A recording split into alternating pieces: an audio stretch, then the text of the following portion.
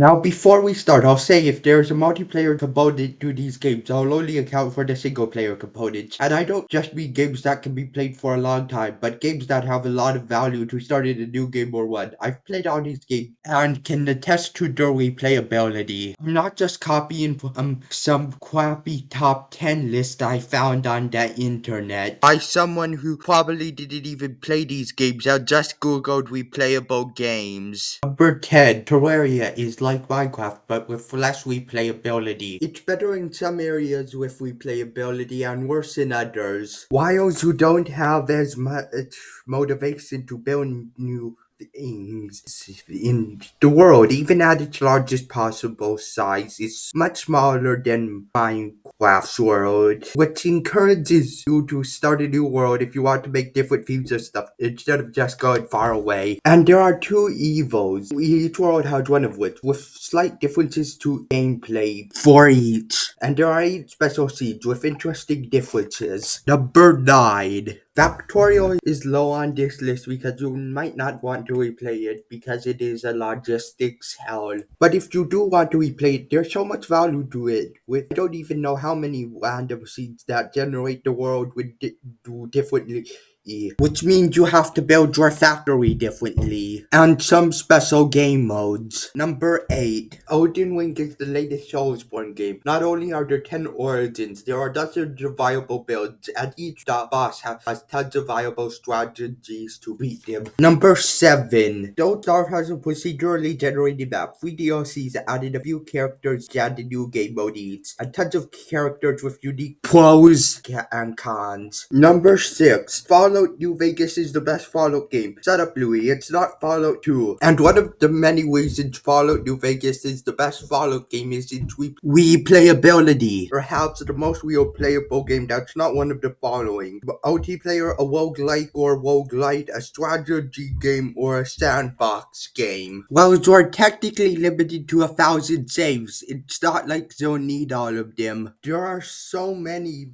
builds you can make and different choices you can take, and this isn't Fallout 4. Your choices actually matter. There are even a few built-in challenges, and once you run out of unique builds and choices, this is on the Gabriel engine. So while it's incredibly glitchy because Bethesda doesn't know how to make a good game engine, it's very moderable. Oh, and you can murder anyone you want as long as they're not a child, even though that kid in Freeside really makes you want to murder him. Number 5. Faster Than Light is a game that's very luck driven, adding replayability. While it is mostly luck, there is some strategy. When your strategy isn't working, no matter how lucky you get, maybe it's time to change up your strategy. In addition, in this world, like 10 unlockable steps with 3 variation seeds, each having different strategies. Number 4. Vampire Survivors has many possible builds with loads of possible characters, weapons, and passive items, and you can only equip 6 weapons and 6 passive items. Most characters, weapons, and passive items you need to unlock, encouraging more ones. And there are special items you also need to unlock, which add interesting features. Number 3. Minecraft is an indie game so successful it became AAA. But lately Mojang has tried its hardest to ruin it. There's still something they haven't ruined. It's replay value. It's all about collecting resources to build and expand the base. With thousands of blocks and a nearly infinite world, you can build whatever you want, except a circle. So you can create many worlds to build completely different things, or just the fresh start when you get tired of old worlds. And there are regular updates that add more content. Number 2, Civilization 5. I'm counting this entry as both Civilization 5 and 6 because it would be lame if I included 2 games in the same series as separate entries.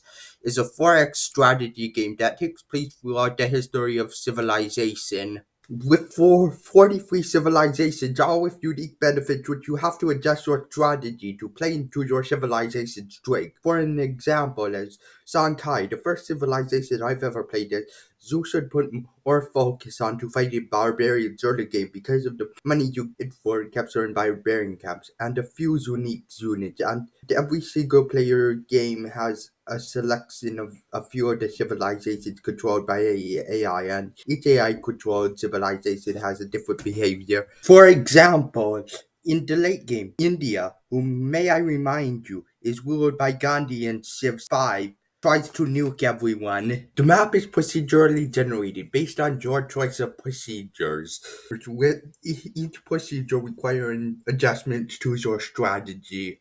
There are 5 different ways to it, all require different strategies. Even when played as the same civilization on the same map, shooting for the same victory condition, still play differently to counter the opposing AI's behavior. It takes tons of games to understand its complex, deeper mechanics. Oh, and while it's far from the most modded game, there are still lots of mods you can install to change your experience. Number 1.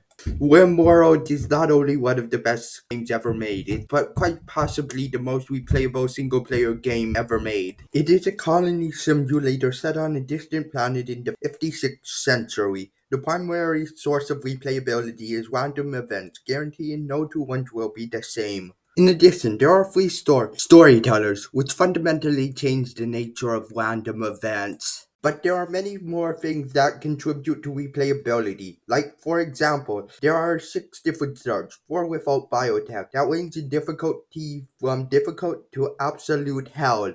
More importantly, all colonists are unique with different passions, traits, backstories, and with biotech, even genotypes. And with ideology, the already nearly infinite replayability increases by orders of magnitude because of the idealism system, which each have precepts which will change what an idealism's followers will consider right and wrong. And there's the cherry on top. There are literally thousands of mods for this game on the Steam Workshop. 20,000 as of right in this part.